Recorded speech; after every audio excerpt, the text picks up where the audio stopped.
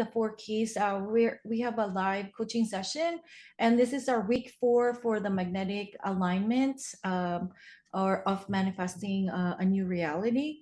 So just to reiterate, like we have the 4 keys of manifestation: clarity, clearing, subconscious reprogramming, and aligned action. So we're going to do all 4 today, because all 4 are important. So clarity is being clear on what you want. Clearing is using magnetic recode and other modalities to clear what gets in the way. And subconscious reprogramming is using your subconscious mind to work for you rather than against you. And aligned action is taking aligned action. So we need a pen and a paper today for people that want to join this recording. It's going to be uploaded later. Get a pen and a paper and a planner, because that's going to be part of the process. So I was just talking to Love and Mom Teresa, and they were able to tell me about their breakthroughs when they started the this process. From Mom Teresa, she's more confident in facing people right now, and then she also noticed that she has more clarity on what she needs to work on. And with Love, she's starting to enter the creative phase, and she's acting more now, so not no longer procrastinating. So with magnetic recode, which is a powerful tool to clear what gets in the way, you will notice that the more you do it, you're just going to act naturally towards your goal. Like it's like gonna clear like the stumbling blocks. So now we're gonna start with the first key, which is clarity. So every time we have to really be clear on what we want and where we are in relation to what we want. So Love, what is your goal for this week? It's related to your overall goal.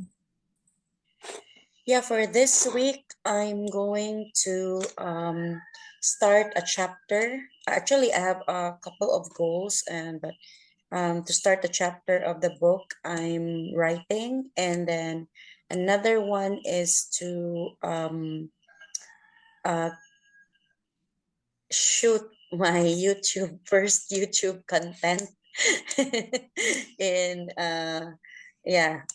first shoot my first YouTube content and create more reels about relationships that will be posted in all of my social media platforms. So that's my goal for the week. Yeah. So Love's overall goal is to our relationship coach, and she's been working on that one. How about you, Mom Teresa? What's your overall goal for this week? Okay.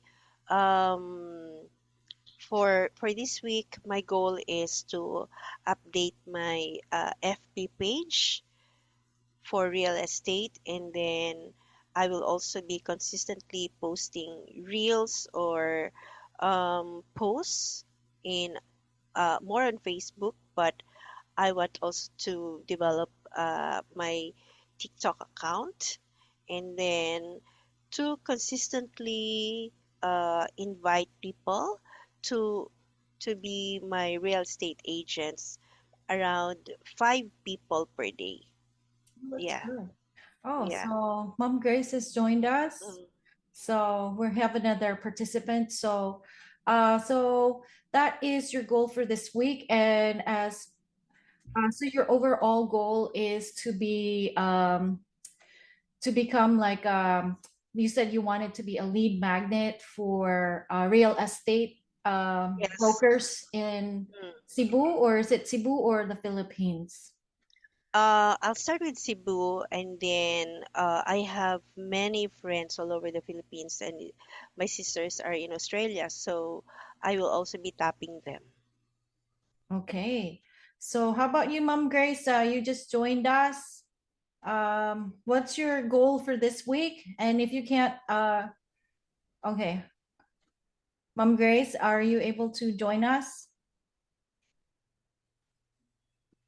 Yeah. Hello. Yeah. What's your goal for this week, and what is your goal for this session? My goal is to I have pending clients to process, and I am really into procrastination. So I really have, my goal would be to to do the things that I have not been with during when I was so ill. So most probably I can manage to do it this week. Oh, okay. So, so your overall goal is, what is your overall goal? Why are you doing the things that you're doing right now? What is your like end vision, your end image, your end result? How to do that? Um, My vision is to finish everything that is left behind. but what is your overall mission, vision? Remember, you told me you wanted to be leading. MDRT. Yeah, you wanted to be And the leading performer in your company. yeah, to be a $1 million round table member and Makole. It's the highest award for Sun Life for this year, 2023. So most probably, yes, I'm doing it, working on it, uh, double time. Okay, so actually, with magnetic recode, everything will just flow easily, and we're gonna do this in a little while. So if anyone, people can mute themselves for a bit because okay. So the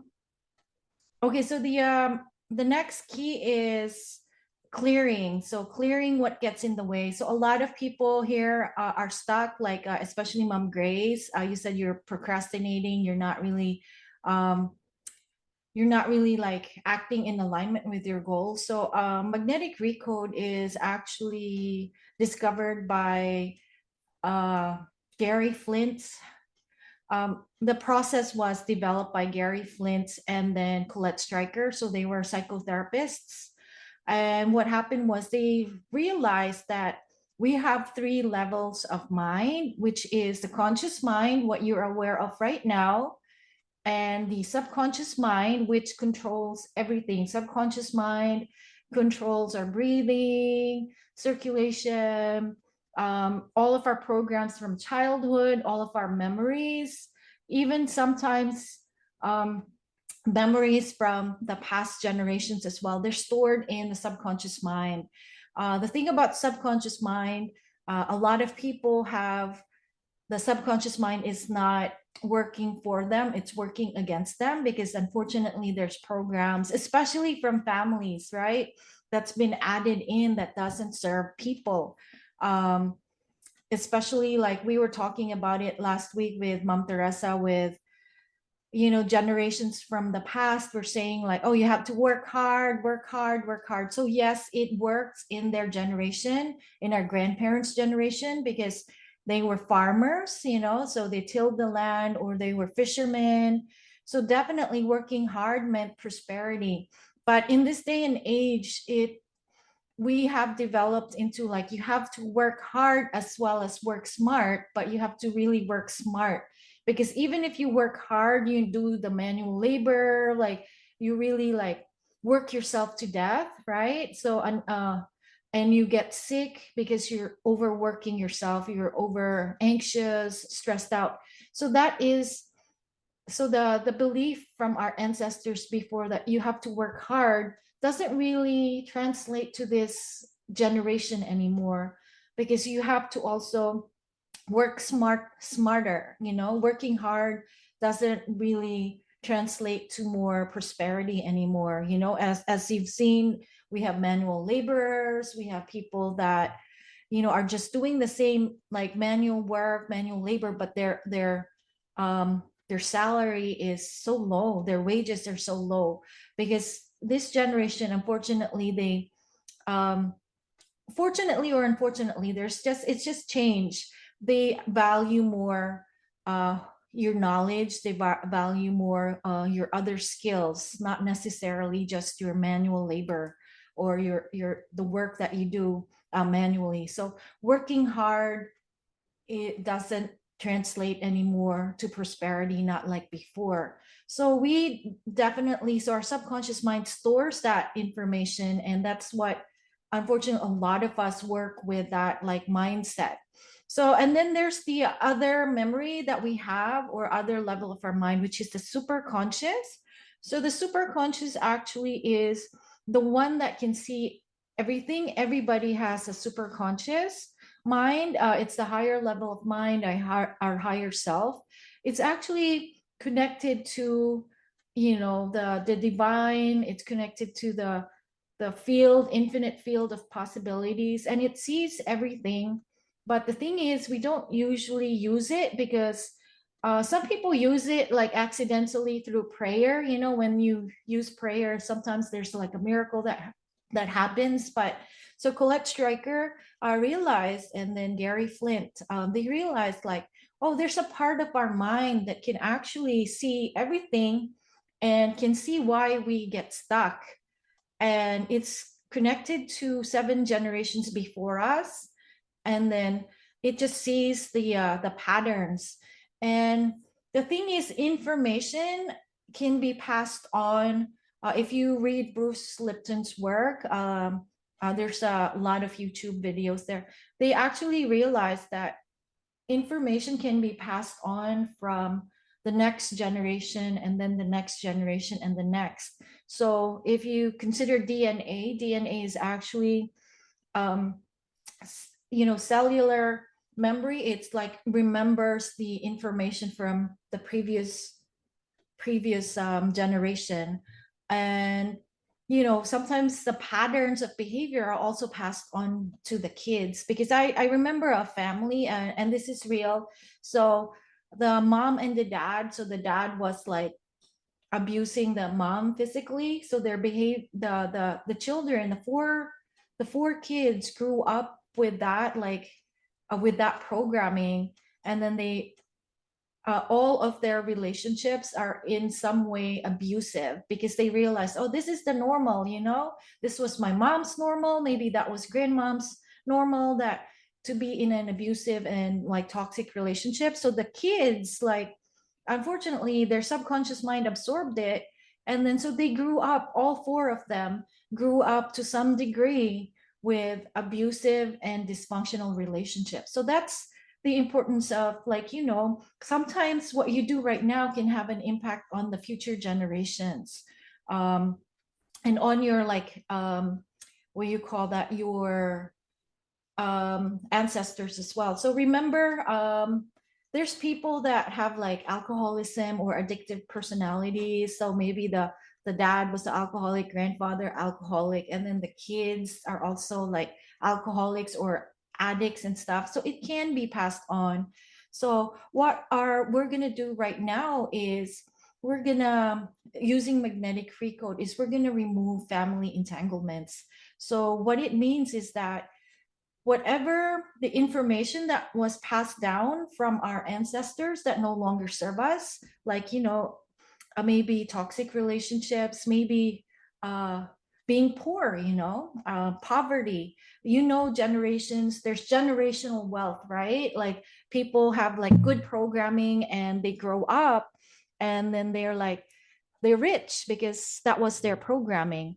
And what you call that, but with us, it's very typical, especially for the working class or people that are poor as well. They have that poverty mindset, like, oh, I have to work hard, or I don't deserve to be rich. It gets passed on from generation to generation. So that's why you see grandma was poor, the mom was poor, the children are poor, grandchildren are poor, because sometimes that like mindset and that information and that like um the experiences and like the beliefs get transferred from generation to generation to generation.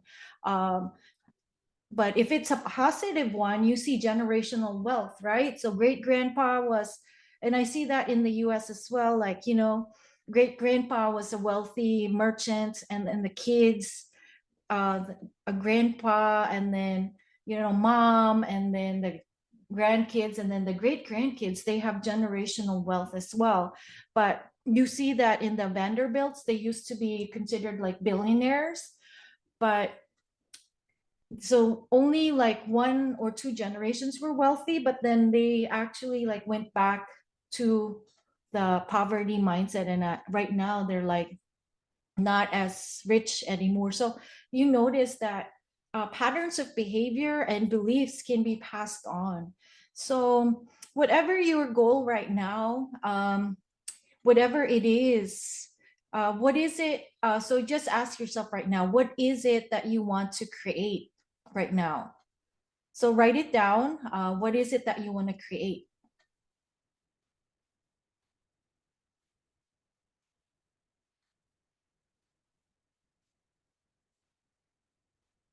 And what is stopping you right now? What is stopping you? What do you think is stopping you from creating what you want?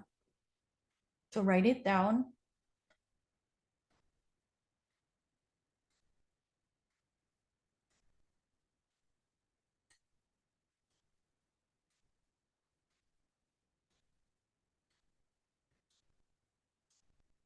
Okay. And we need a volunteer to just one person for now. So we'll be clearing these. Who wants to volunteer? Mom Grace, do you want to volunteer? Is it okay to say I want to create a goal? No, your goal. What is your goal? You said you wanted to create wealth, right? You wanted to be in the $1 million. Okay, Yes. so that's your end goal. What do you think is stopping you right now? Stopping me is fear, frustrations. It might not work. The idea I'm planning, uh, hesitation. Okay, so if you look back, like your grandparents, or your parents, what was their relationship with money, right? Like, You have to work hard. That money is hard. That money is that we are poor. We really have to work hard to earn and to be able to eat, to be able to buy the things that we want. It's the hard earned money, something like that. so you guys, Mom Teresa and Love, you could also write down what was your parents' relationship with money, and what was your grandparents' relationship with money. And if you have the course, it actually is in there as well, the Dreams to Reality. So we have the workbook there for the clarity. I actually included there the family history, because it's really important because it gets passed on actually. So what may be true to our grandparents and our parents may not be true necessarily right now, because people want people with education now, right? Not necessarily manual work. They want people with skills, like highly specialized skills. So you have to go to school now. And if you notice, the people that get paid higher are the people with like knowledge and skills. So it's actually right now is whatever you know right now is what's going to serve you, like the level of quality of and what kind of things that you have knowledge of, that's going to pay you more. The people in cybersecurity, they have like specialized skills, so they're going to get paid more. Or especially like doctors, especially the ones with the highly specialized, like the knowledge and the experience, so they're going to get paid more than the people that are I haven't really gotten the education. So if you've noticed, we're shifting into, we're not necessarily working hard, but working smarter. Yeah, And because when you that's the if I remember with Sir Jason before, you have to work smart, but the mentality of our oldies, the mentality of, if I may speak, the mentality of my, let us say, I have a cousin who is older than me, who would say, if you are going to say or to be more positive or to be, it's like when life is hard, you would always say na, God is good, everything will be okay, and then he would he would directly say to you in your face, hambugera, So they're something like shaming. that. Yeah, so hambugera, do not talk like that because that is something that is not good. It's something like that. Although, yeah, you want to be more you want to be, let us say, on a low profile, and you don't want to say anything because you don't want to let him know that you are doing something that is, for them, it's like you are weird, something like that. Okay, so can you see now how it's gonna affect you? So the judgment from others, especially family members as well, that affects you as well, because it's so we're gonna clear that. So we can ask another volunteer who wants to volunteer, Mom Teresa, or you want to volunteer? No, I don't think she's ready yet. How about you, Love? Do you want to volunteer? So the question is, what was your grandparents' relationship with money like? Your grandparents. Um, my grandparents, they were kind of all right. Um, I didn't really see quite much, what you call this, resistance of money in my grandparents, but it was really very the most influential people um, were my parents because they always quarreled about money because Ah, my mom, they had opposite personalities. My father is very stingy, and my mom is like, she's very um what you call that, gastador. I don't know how you say that in English, but spend she's, a spender.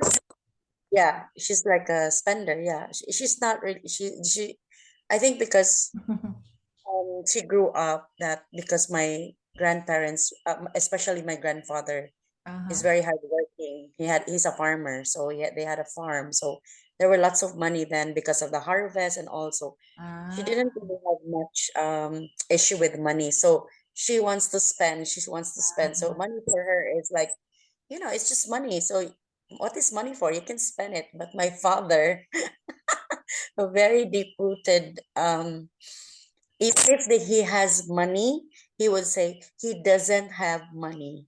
And I think he got it from he got it from his mom, from the paternal side, because I always hear Lola Onsyang before saying that she doesn't have money.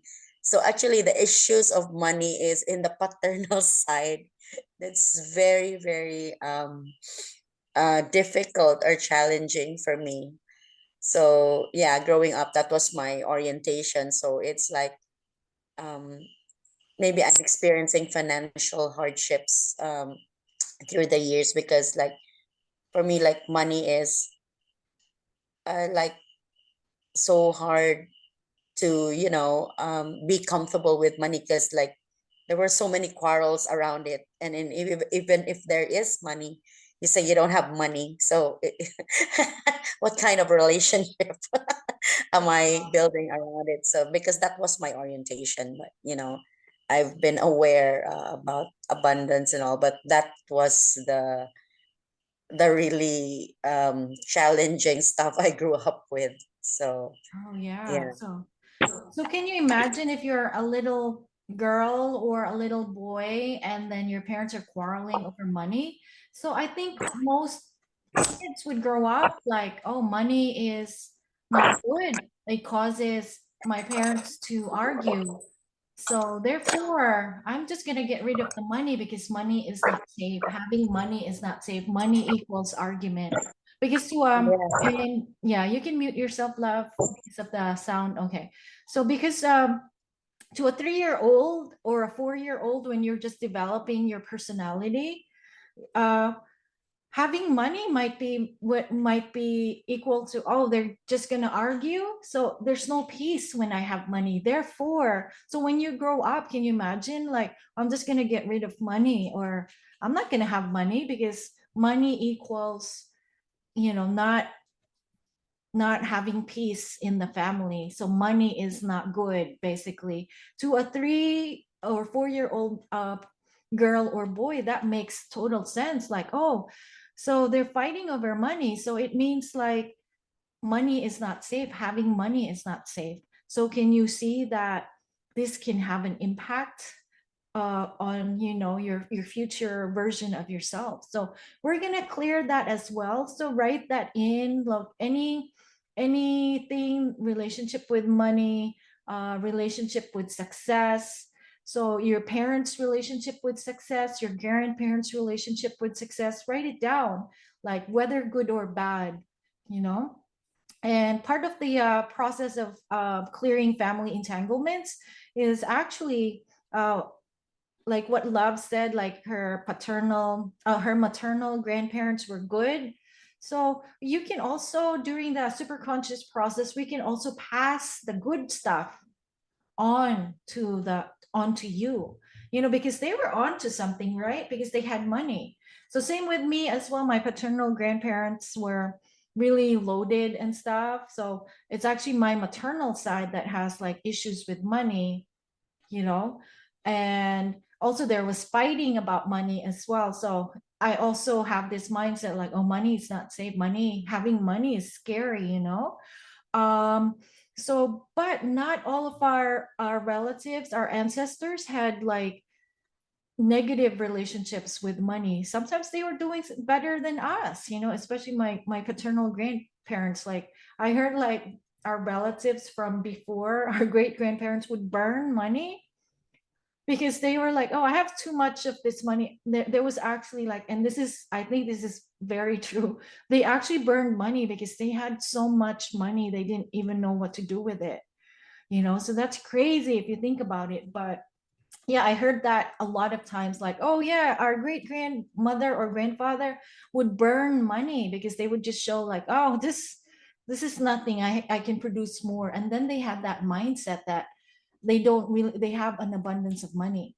So part of the superconscious family entanglement clearing is we will clear the beliefs that gets passed on that no longer serves us, but we will accept the wisdom that they have, that they can pass on to us, because the superconscious is a field where it receives information from up to 7 generations or more.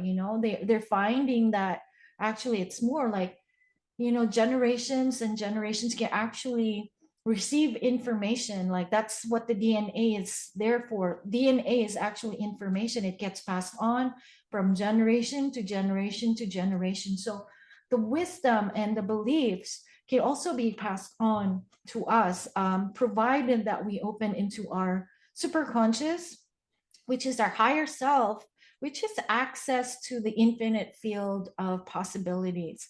So, and part of the process of the superconscious is superconscious clearing is, so what it does essentially, it's like so our goals are at the one end of the river, and then we are here, right? So when you have like a block, right, like that, like family entanglements, family beliefs that are negative, it's blocking you. You won't reach your goal because you're always going to get stuck, especially what Mom Grace, you said, oh, you have to work hard. So, or it's shameful to have money, or like it's not good to brag about money. So see, that's a huge block. So you can't cross the river to your goal of being the millionaire, um, the $1 million like table, because there's a huge block. So what the superconscious recode does is it will determine like, oh, you know what? This is your block. Maybe we can just adjust it or shift it a bit so that the water will flow. So what you'll notice is that you'll start moving in the direction of your goal. And as Love and Mom Teresa has they've done a lot of free codes already, at least 4 or 5 at this point, right? I think Mom Teresa has had more. um so the thing is, it will clear the major stumbling block that's preventing you from moving forward. Like and not moving forward may mean self-sabotage, might mean, what you call that, resistance in the form of procrastination, not acting, or not acting on your goal, or maybe just delaying stuff. So that can appear in many, many forms. So we're going to do the superconscious recode now. And another metaphor that we use is that the superconscious recode is like, so I don't know if you guys are familiar with soccer. So with soccer, so the goal is over there, right? So they kick the ball. So, but what happens is that we have like self-limiting beliefs or experiences that can block the field from being like, because in a soccer field it has to be plain, right? So if there's like stuff that pops up from the ground, it's like it leaves like not really potholes, but it leaves like holes and stuff, or unevenness in the field. So you can't kick the ball straight because like you have so many like uneven paths. So what the superconscious recode does is that it sees like, oh, okay, we'll just like dust this part with like really lightly, gently, and we'll just level the playing field, and then so that the ball can pass that way. So and it will see the highest priority block so that you can have the most maximum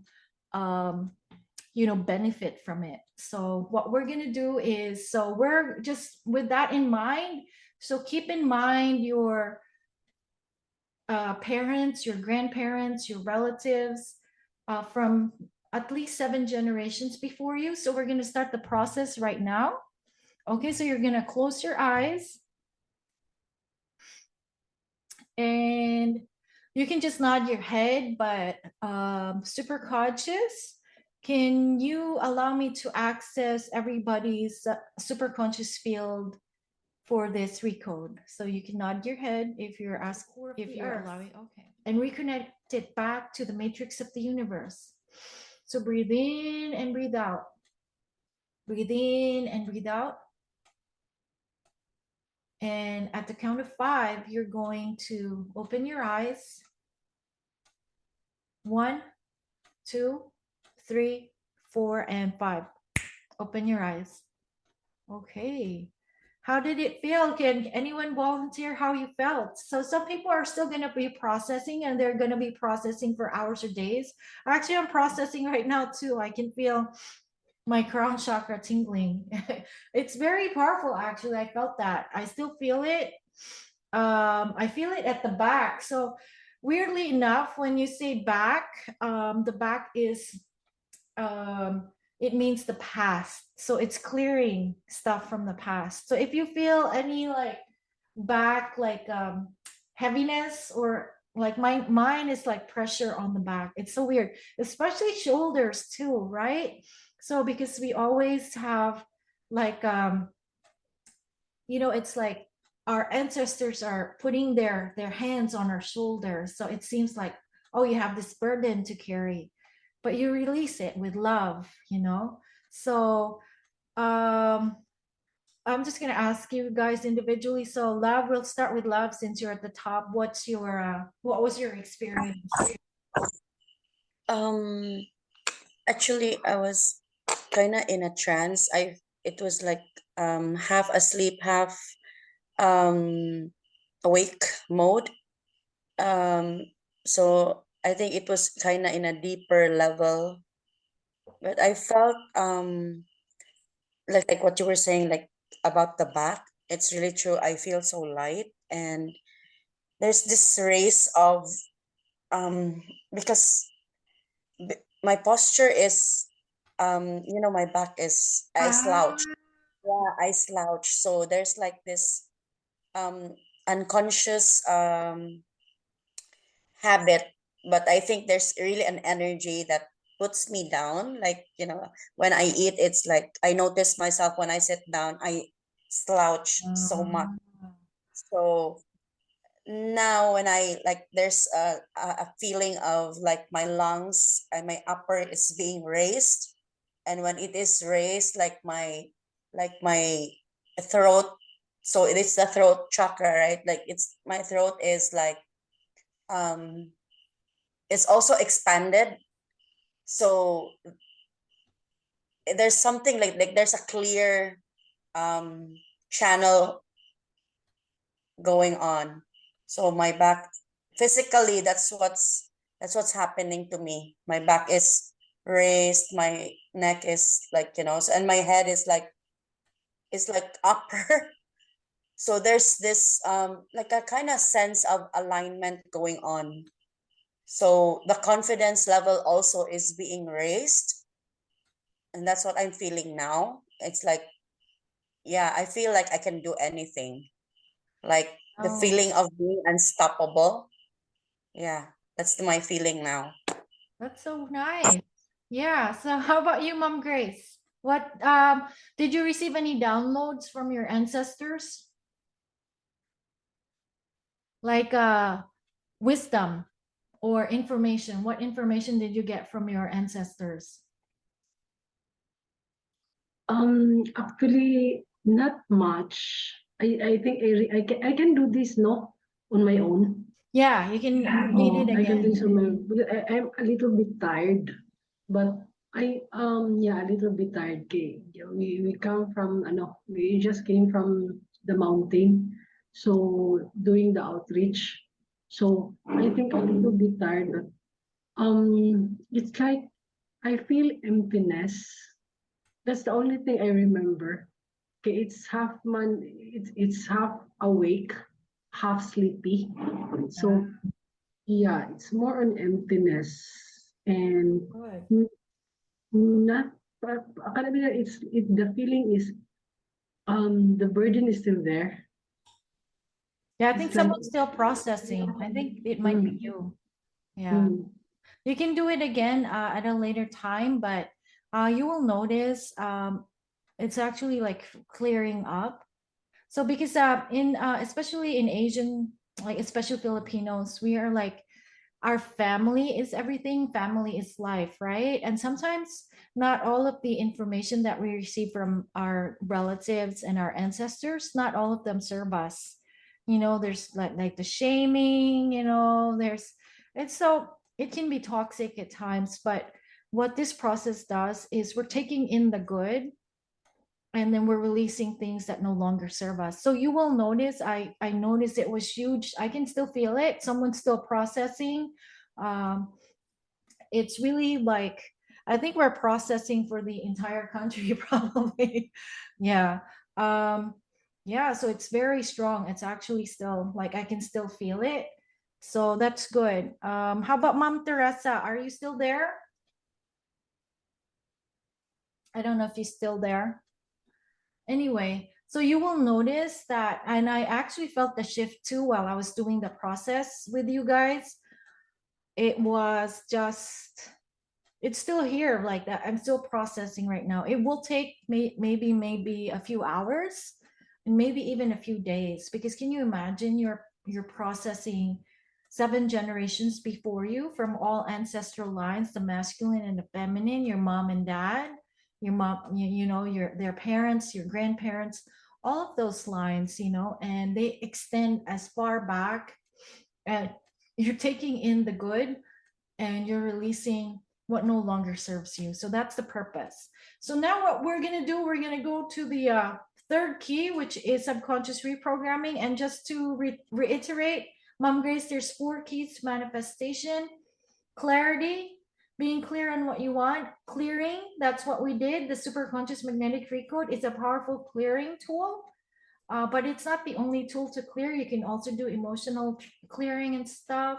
And then there's subconscious reprogramming, because now we need to reprogram our subconscious mind to work for us rather than against us. And the fourth is aligned action.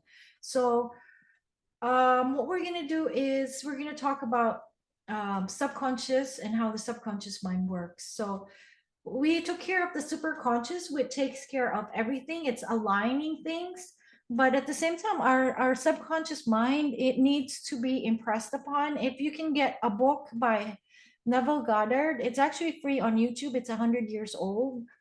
It's Neville Goddard. I'm gonna send the link. It's yeah, please. yeah, feeling is the secret.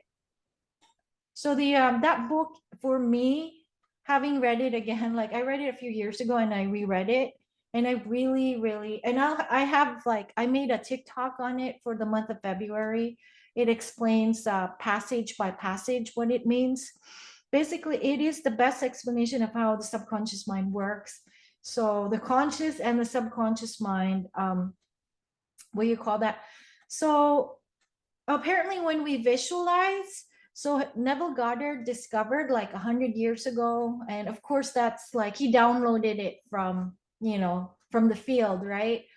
Basically what he said was that the subconscious mind is impersonal. What it means is that whatever you tell the subconscious mind, and if you tell it many times, let's say you tell it like, yeah, I'm ugly, I'm no good, I'm no good, it's gonna take it. So it's gonna like, whatever you program into the subconscious mind, it's gonna take it. Remember your 3-year-old self? So with Love's case, the parents were always fighting about money. So subconscious mind always takes it. Oh, money's not good, money's like dangerous, it makes people fight, it doesn't create peace. So what happens is subconscious mind takes it. Okay, money's dangerous, you're not gonna make money when you grow up, what I mean. So but you can actually reprogram your subconscious mind to work for you rather than against you. So of course there's affirmations that you can do, but the thing about the doing affirmations, it's on the conscious level. You're telling your subconscious mind like, oh, you're abundant, you're abundant, you're abundant, but it's only at the conscious level. So when you need lasting change, aside from involving the superconscious, of course, you also involve the subconscious mind, because it controls everything. It controls your movement, it controls your breathing. It actually, like, it's the system that makes you walk and run. It controls everything. So you need to have your subconscious mind work for you rather than against you.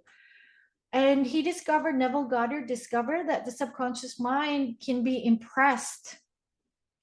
So you can actually reprogram it with emotions and feelings. So aside from, your regular visualization of your end result, so what you need to do is program your subconscious mind with your end result. Let's say, Mom Grace, you wanted to be at the $1 million table, right? So what is your end result? Let's say your end result is you receive the award, you're wearing a long gown, right? You're on the stage. Is that what you're visualizing? So let's say this is just an example, right? You're on the stage, you received your award, you're wearing like a gown. What color is the gown? At the same time, you focus on that end image. You also focus on how does it feel that you're on the stage. Maybe you're a little bit nervous but happy. Maybe you're very overwhelmed and you're crying. So focus on that end image with the emotion, because the subconscious mind works through emotions more, feeling as if you're already there.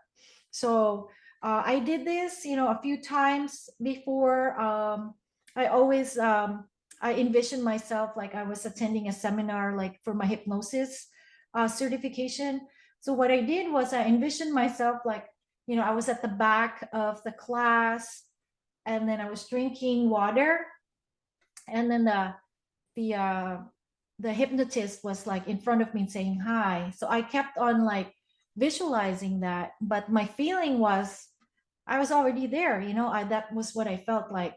There was no doubt that I was already there. And I kid you not, on my first day, the first few minutes before the class started, I was at the back of the seminar room, and I was drinking water like that. And the the um, the hypnotist, the master hypnotist that certified me, he was saying like, "Hey, how are you doing?" So that's how the subconscious mind works. It will, like, whatever you program into it, the more you can involve your five senses, the more you can involve the visualization part. And when you add feelings and emotions, it will actually energize it more.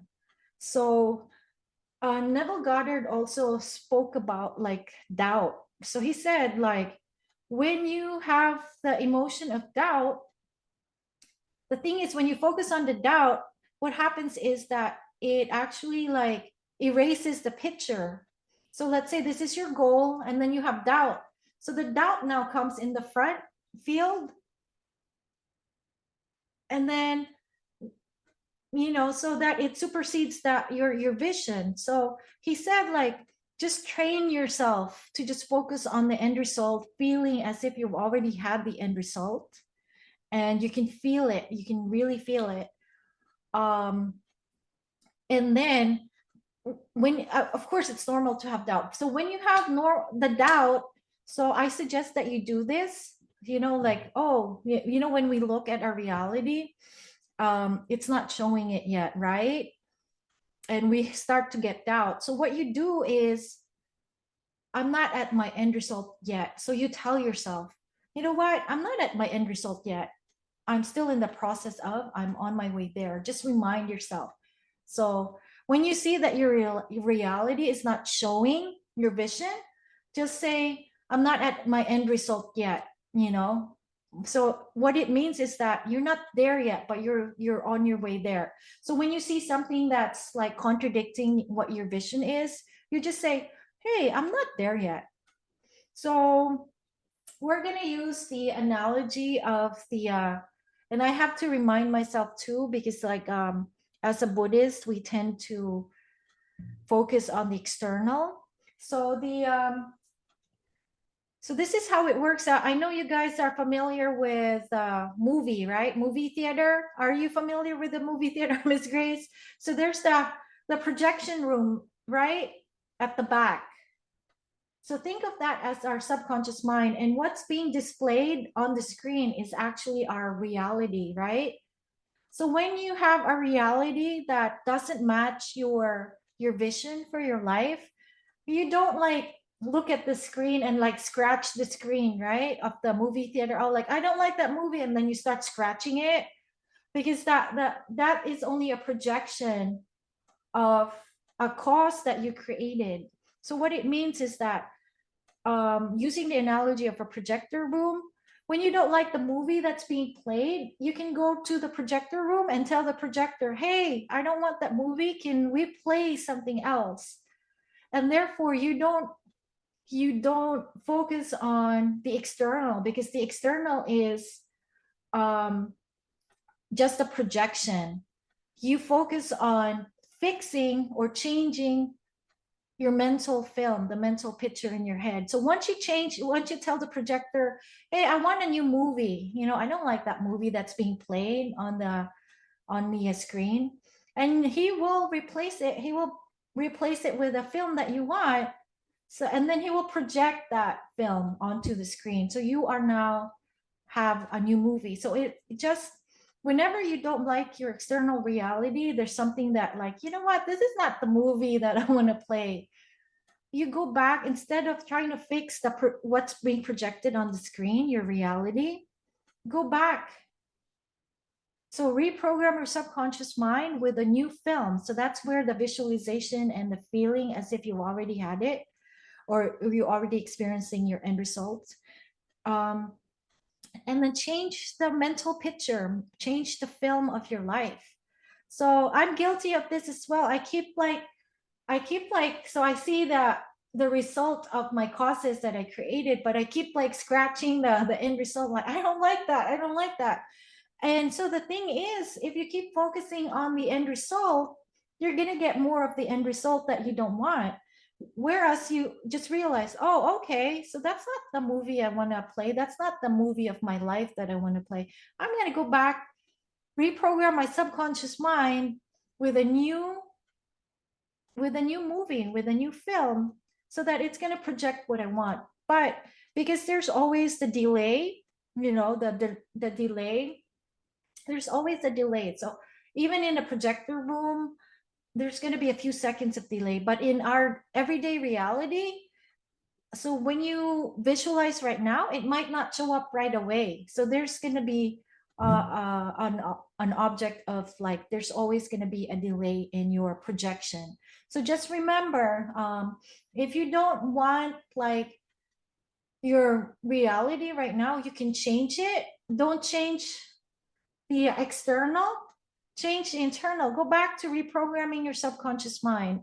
And when you start to doubt, just say like, oh, or when you start to get impatient, like, oh, my external reality is not showing the picture yet. You just remember there's always the gestation period, there's always the delay. And also just continue to work on your visualization, feeling as if you're already in the end result.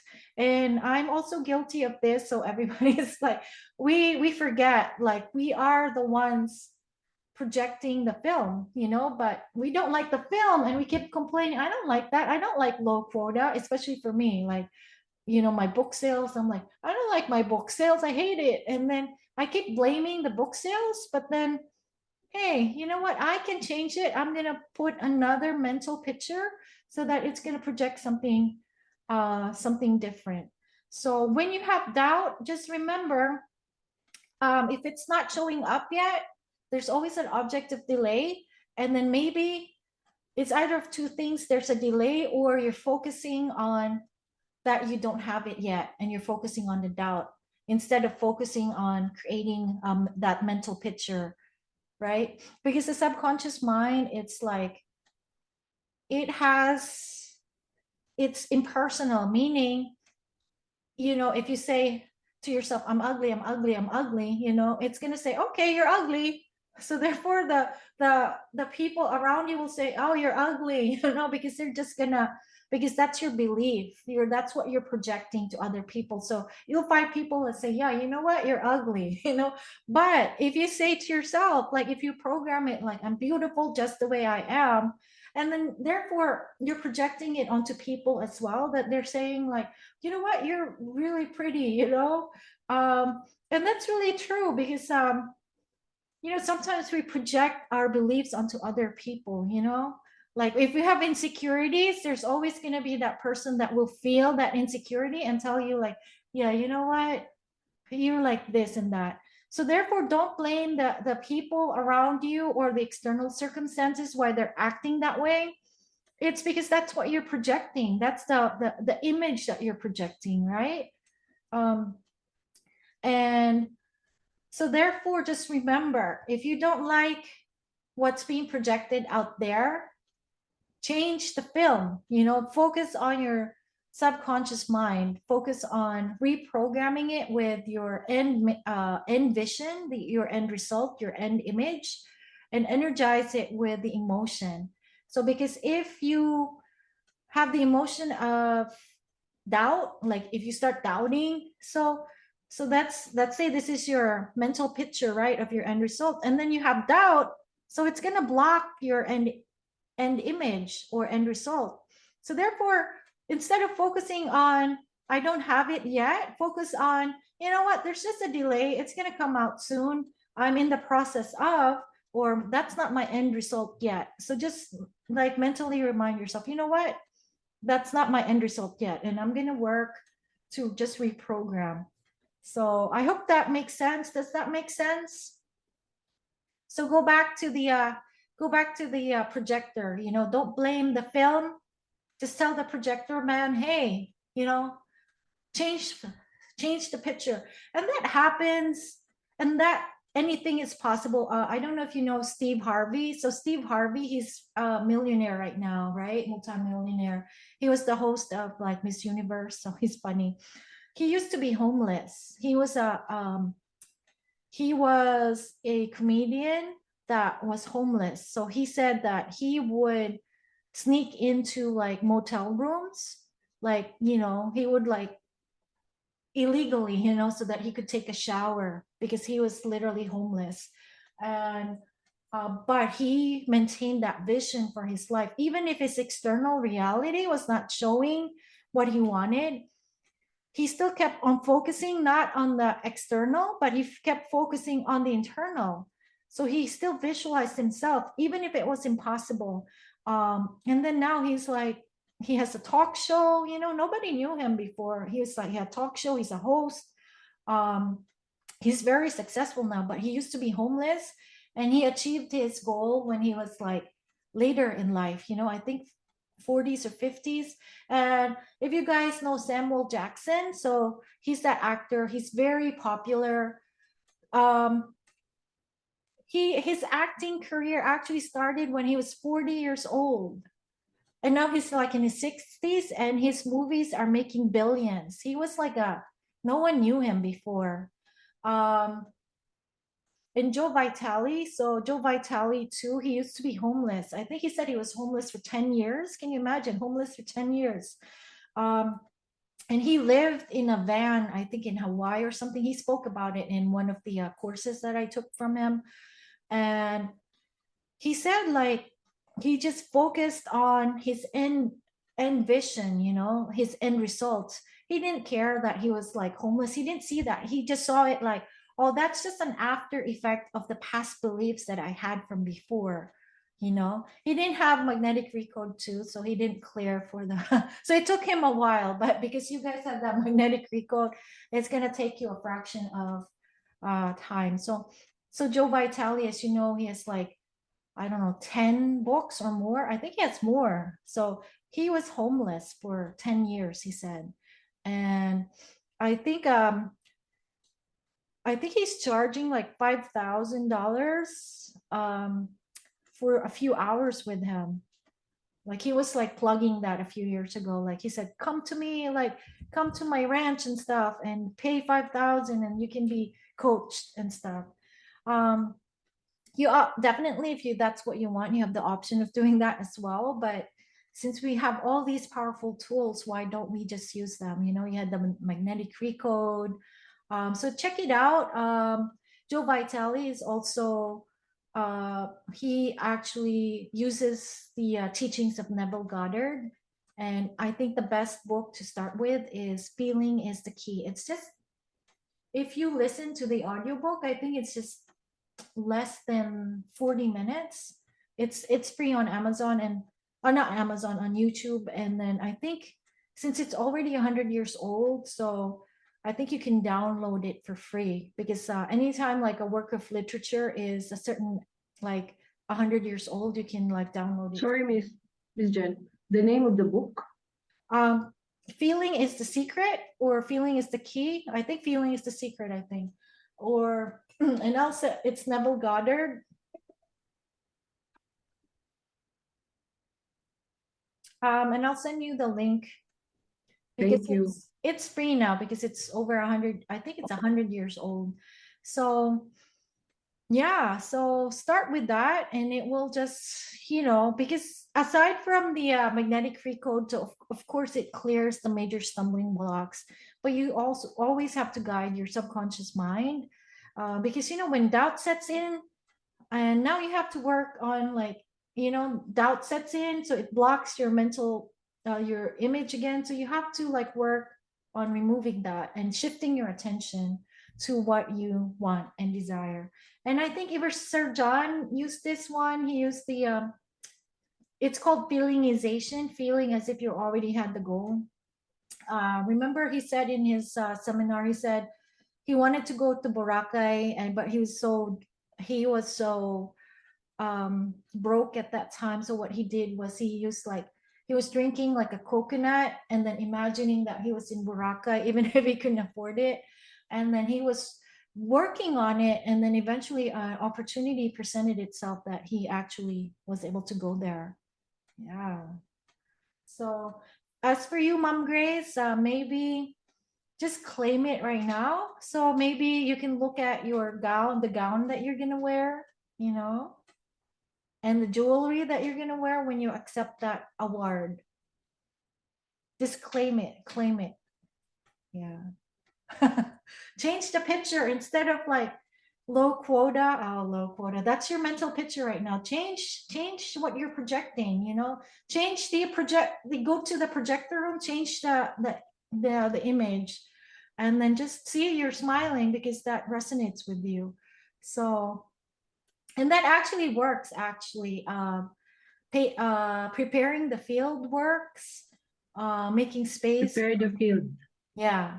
So that's actually part of the law of assumption. Is actually um, that's what Neville Goddard, that's what his major teaching is, law of assumption. Assume that you're already there, because you're already there. It's all a matter of time, so when you say like you want to go to Hawaii or something, or to Boracay or something, it starts in the mind first, and then when you buy the ticket, right, and then you ride the plane.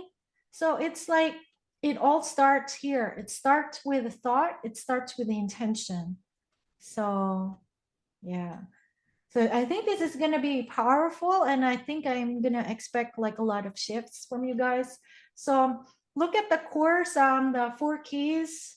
There's actually like an action planner there, and I use the action planner. Maybe next week we'll do a course on the action planner. So part of the 4 keys is aligned action. That's the 4th key.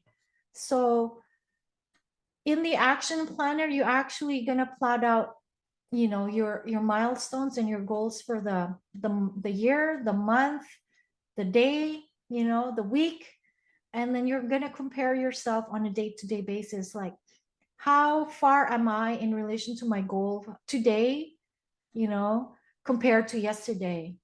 And then for the week, how far am I in relation to my goal this week from last week, so it's really good. You can download it. It's a downloadable. I don't know if Love has it. Do you have it, Love? Is that yeah, that's the yeah, so the action I planner. printed. Yeah, there's an action planner on the 4th key. I think that one is the workbook, right? I think that's the workbook. Yeah. So I suggest Mom Grace, you can download. Yeah, that's the workbook. So she has it. You have that, Mom Grace. So you download stuff. So the action planner is for the aligned action, because if you have a planner right now, so let's say you don't have the action planner yet, maybe next week someone will print out the action planner. Is that you, Love? You're gonna print out. So can you write down in your planner right now, what are you gonna do at the end of the week? Like, what's your goal for the end of the week? Next week. I mean, this coming week. It's coming. Yeah. So write it down, what your goal is and what you're gonna do. And it has to be in relation to your overall goal. Just because, we want to focus on our major goal. Of course, we have minor goals and stuff, but yeah. Mhm. And that's it. And I hope, I don't know what happened to Mom Teresa. Maybe she's still there, but you guys will get a recording. I'll upload parts of this on YouTube, but because you guys paid for it, you will get the full one. Like and I suggest you download it, because in 6 months it may not be there anymore. So download it, transfer it to an external file, so you have a copy. And Mom Grace, you can do I think you can start from the first week, and just do the course, the Dreams to Reality course, because we need to start with clarity first. Be clear on what you want, clear on what gets on the way, in the way. That's what we did, the magnetic recode, the family entanglement. And then there's subconscious reprogram your subconscious mind through visualization, listening to audio track at night, or maybe at night before you go to sleep, feel as if you're already at the end result. So that's actually what he did in his book. He said, before you go to sleep, feel as if you're already living the end result, and then you go to sleep. Yeah. Okay. And then the 4th is aligned action. Get your planners, like really plot out your week. What are you doing that will lead you closer to your goal, and create milestones, okay, and that's it. And so for the people that are listening, I'm available on a podcast, Dreams to Reality, on Spreaker. I'm available on YouTube, and this will be uploaded to my stand store, and everything will be provided, including the link to the Neville Goddard book. Okay, thank you very much, guys. Thank you, I'll thank see you, next thank time. you. Thank you. Bye.